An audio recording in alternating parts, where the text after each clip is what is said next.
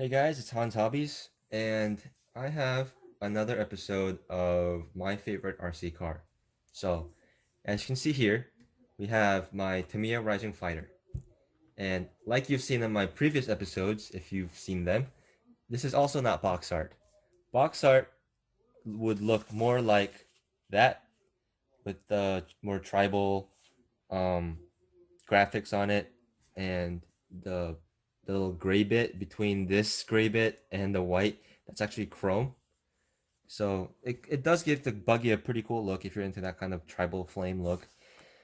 Um, but I personally wasn't a very big fan of this graphic design, so I decided to paint it uh, in the colors of Spoon Racing, which is a big Honda tuning company.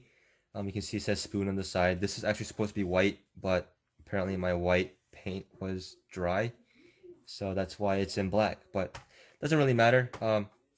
This is more of a like a bash it till it becomes dust kind of body, so I can always just get another body. You can see the wing here. Um, the wing's been clipped. This edge is flat, and it's missing this edge, this corner here, because it broke off in a crash. And you can see the wing is pretty scratched. And you can see also from the scratch, the body is actually molded in blue, and box art is blue with the stickers.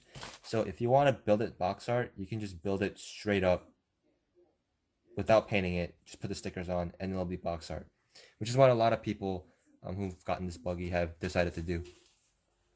Um, but you can see also from the picture here, it looks very similar to a grasshopper.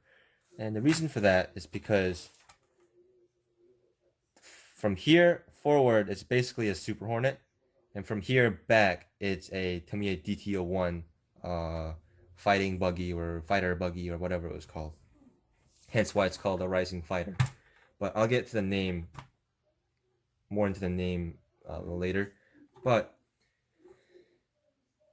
this is a real limbo kind of car because it's a modern buggy, but it's also a very old buggy. And the reason for that is the only modern part about this whole buggy is actually the wheels and tires, because these wheels and tires are still used on modern Tamiya buggies like the DTO2 and the DTO1.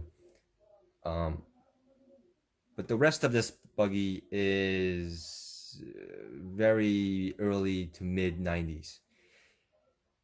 Um, because of the Super Hornet and DTO1 nature of the buggy. So you can see this front bumper is actually the exact same bumper they've been using since the 80s, with the frog and the original grasshopper and hornet and stuff. And you can see the bottom of the chassis. This chassis is identical. It's the exact same chassis that's used on the re-released Grasshopper 2, the original Grasshopper 2, and the Super Hornet. Actually, my Super Hornet came with the cracked chassis, so I actually replaced it with the Rising Fighter chassis, and it's a perfect replacement. Obviously with some minor differences, but um, for a functional structural purpose, it doesn't actually matter. Um, and the transmission, the TTO1 transmission, in my opinion, is more is superior to the classic Hornet transmission. For multiple reasons, like it has a more modern diff, it has a metal gear diff rather than the old style plastic gear diff, and it has the motor positioned a lot lower, and the wheelbase is a little slightly longer for a little bit better um, straight line stability. But I'll get into more into like the comparisons between the Hornet and the Super Hornet and the Rising Fighter when I'm done restoring my Super Hornet, which since the weather is nice, I might be able to do pretty soon.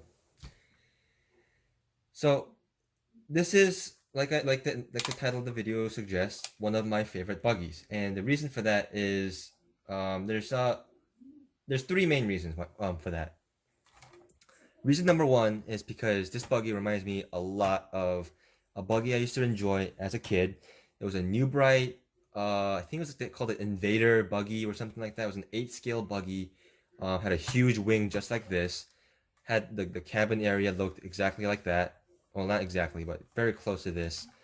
And Um, it has a rolling rear rigid solid axle transmission like this, and has camber gain suspension like this. And I had a lot of fun with that buggy. Actually, I think I have that buggy. It's not the same buggy. I found it on eBay, but let me show you real quick. So here's the buggy. Um, this is one I got on eBay. This one doesn't function. I'm gonna be replacing the electronics of this with a more modern hobby grade electronic, like hobby grade and like like a put ESC in it and stuff.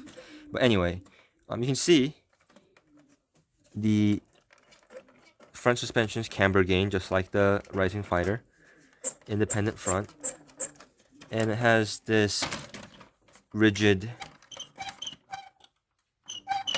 rolling rear axle. It's technically better designed than on the Rising Fighter because it does have a method for it articulating without having the transmission slap. But yeah, you can see though, for such a huge buggy, the motor looks like it's like a 380 size motor. So definitely the Rising Fighter is superior, obviously, in that regard. And I think the Rising Fighter is probably faster than this buggy on the full charge when the Rising Fighter is on like half to fully dead, like on almost dead. But anyway, back to the desk. So even though it's not the same buggy, it does give me a lot of a nostalgic feel when I drive it, and also gives me the same little comfortable, whimsical driving dynamic that the Super Hornet and the Hornet that I fell in love with have. Even though this does drive a little better. The second reason I really enjoy this car is because, like I said, I really enjoy the Hornet and the Super Hornet. And the Super Hornet is probably my favorite looking buggy of all the Tamiya buggies. Mainly because it's very retro. I just love this like general shape of the Super Hornet body and the graphics of it. It just looks really cool. But the Super Hornet body is pretty rare to find these days, especially since it hasn't been re-released. I suspect probably because this car exists. Um, and they probably had to change the Super Hornet body mold to make these bodies. But uh, the Super Hornet I don't run as much because I'm afraid of ruining the body. Whereas this one, because this body is still in production, I can smash it, destroy it, and just slap a new body on it, and I'll feel no guilt. Got the sticker peeling.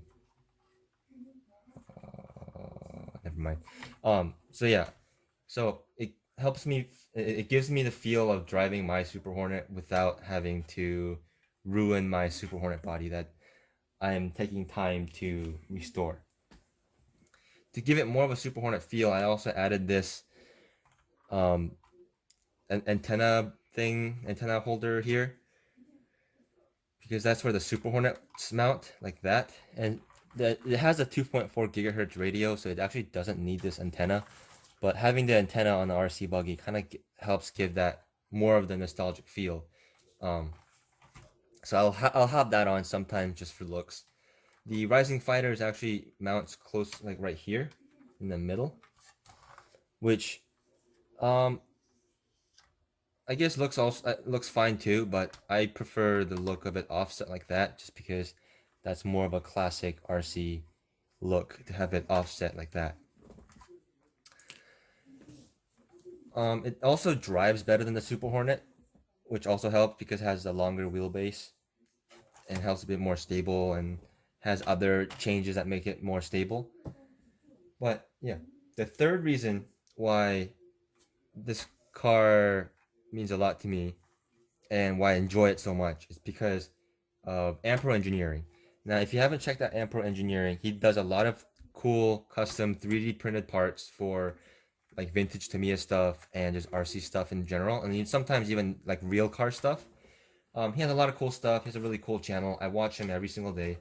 Um, his videos are very entertaining if you're into these older style vehicles, and his parts are generally pretty good. Like they're pretty well engineered, and sometimes I would say they're better engineered than Tamiya themselves. Like a lot of the stuff seem like they were very simple solutions, which makes me baffled that Tamiya didn't design them like that to begin with. Like the center transmission brace here, because it mounts similar to the Hornet and the Lunchbox and all that. Upon acceleration, it'll do that same transmission slap, um, which is super annoying. And um, sorry, that's my cat. And adversely affects the performance of the buggy. Another thing is this rear shock mount that makes it look a little more like a Super Hornet. All these parts require no cutting, except for a couple holes you have to drill to mount this transmission brace. But besides that, no cutting. It's completely reversible if you want to make it look like completely box art again. But adding that makes it sit better. It sits more proper, like a more proper buggy. It makes it drive better. It makes it handle better. It just makes it better.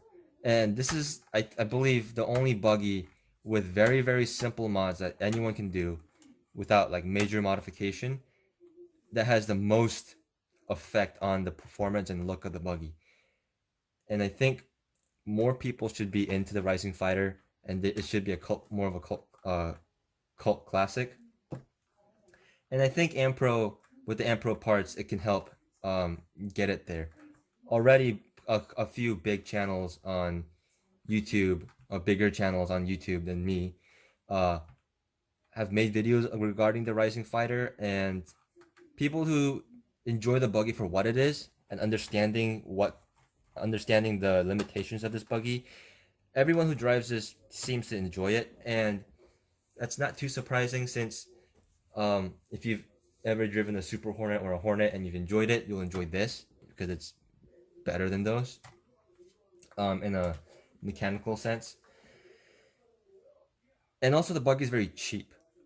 Brand new, it's between $90 and $100. Uh, and even after you buy the Ampro upgrades and the ball bearings and stuff, it'd still only be like maybe $150, which is how much a Super Hornet would have cost if had it been re-released. And a lot of entry level buggies cost that much. Granted, a lot of entry level buggies in the $150 price range are better than this, but um, if you're into Tamiyas, if you're into building a buggy yourself, this is a very good buggy to start out with, and it's a very good buggy to get into Tamiya with. Very low maintenance. It's very reliable. It's durable. It's easy to build. You don't even have to paint it. It's just a very good buggy. Despite all that and how much I enjoy the buggy and how special it is to me, it doesn't seem to be very popular. Um, Ambro Engineering himself actually gave me this transmission brace for free when he learned that I was very interested in the Rising Fighter, because nobody buys his Rising Fighter parts, even though, in my opinion, they're the most bang for buck part you can get on his catalog of parts that he's made. So he gave me them for free, which was very nice of him, and helps me enjoy this buggy a lot more, and also adds to the sentimental value of this car because I respect Ampro Engineering a lot, which may be weird to say since I've never met him in person, but I look up to his work. I look up to his contribution to the hobby. The MIP Super Ball diff for the Blackfoot and stuff that I mentioned in the previous episode. That was him. That was his contribution with in coordination with MIP. So yeah. The reason I think this car isn't very popular is because of the way Tamiya marketed this car. First of all, they called it a Rising Fighter, which means nothing to anyone.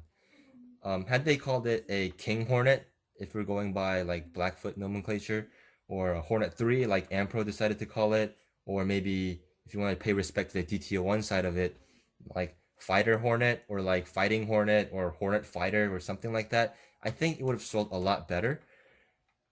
And another thing that doesn't help, in my opinion, is the graphics don't really help. Had it had more of a Hornet style graphic, I think it would have attracted a lot more people to this older style buggy, because the only people that are interested in these older style buggies are nostalgic people. So if you wanted to sell this, they honestly should have sold it as a Hornet, especially since it's basically a Hornet. Um, Another big mistake they made was they got rid of the eyes.